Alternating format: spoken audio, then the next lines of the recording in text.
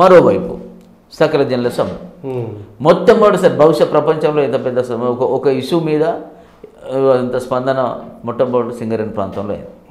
సకల జనుల సమ్మె స్టార్ట్ 45 రోజులు ఏకబ్బికిన సమ్మె చేసిండ్రు. మొత్తం చేసినప్పుడు ఏం చేసిండ్రు అందరూ ఒక్కొక్క ఆశ్చర్యకరం ఏంటంటే ఆఫర్స్ ఇచ్చాడు. అప్పుడు మీరు ఒకరోజు డ్యూటీ చేస్తే 3 మాస్టర్లు ఇస్తాము, 4 మాస్టర్లు ఇస్తాము, జర్నీ చేయండి, ప్రొడక్షన్ తగ్గుతుంది.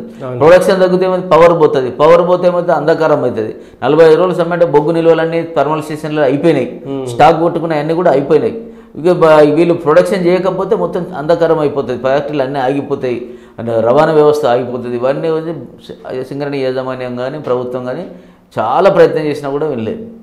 సరే నయాన భయాన అది జరిగింది. ఆర్టీసీ కార్మికులు కూడా చేయించిన మొత్తం జేఏసీలు మొత్తం ఎన్జిఓస్ వీళ్ళంతా కూడా చేయడం జరిగితే అప్పుడు కోదండరామ్ గారు కూడా కొంత అనేకమైన ఒత్తిళ్ల మధ్య తాత్కాలికంగా వాయిదా వేయడం జరిగింది. విరమణ ఒక రకంగా తాత్కాలిక వాయిదా అనేది సకల జన సమ్మెను వాయిదా వేసింది.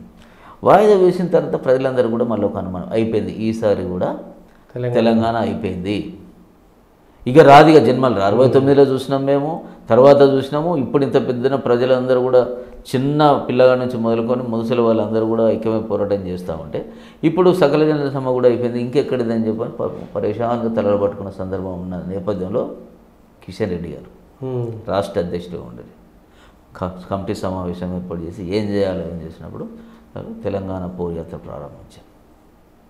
బహుశా మీరు కూడా దాంట్లో సీరియస్గా తెలియదు.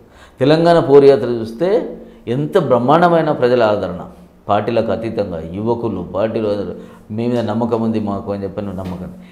ఈ నమ్మకాలు ఈ ప్రజల వల్ల వీళ్ళు ఏదో మనం జేఎస్లో ఉండమని పిలిచినామంతే, ఏదో పిలిచినా కానీ ప్రజలలోకి ఇంత సొచ్చుకొని పోయి కార్యక్రమాలు తీసుకుంటారని వేరే పార్టీలు భావించలేదు. భావించకపోవడంతో ఈ భారతీయ జనతా పార్టీ బదనాం చేసే కార్యక్రమాలు స్టార్ట్ చేశారు. అసలు ఇది నేపథ్యం.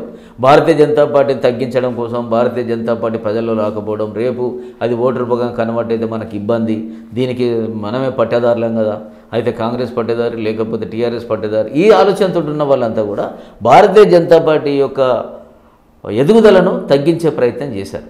కానీ ప్రజలలో ఉన్నది. గ్రామస్థాయి జేఎస్లో బీజేపీ కార్యకర్తలు ఉన్నారు, మండల జేఎస్లో బీజేపీ కార్యకర్తలు ఉన్నారు, జిల్లా దాంట్లో బీజేపీ కార్యకర్తలు ఉన్నారు, నాయకులు ఉన్నారు, రాష్ట్ర స్థాయిలో నాయకులు ఉన్నారు. అన్ని ప్రోగ్రాంలు మేము ఎక్కడ కూడా వెళ్ళాం. సుష్మా స్వరాజ్ గారు తీసుకొచ్చి మీటింగ్లు పెట్టాం, నల్గొండలో తీసుకొచ్చి మీటింగ్లు పెట్టాం. ఏ మీటింగ్ అప్ప చెప్పినా ఆ మీటింగ్ మనం అన్ని భరించి ఆర్థికంగా లేకపోయినా మనం కూడా ఇబ్బందులు పడ్డాపడి కూడా బ్రహ్మాండమైన సక్సెస్ చేయడం జరిగింది.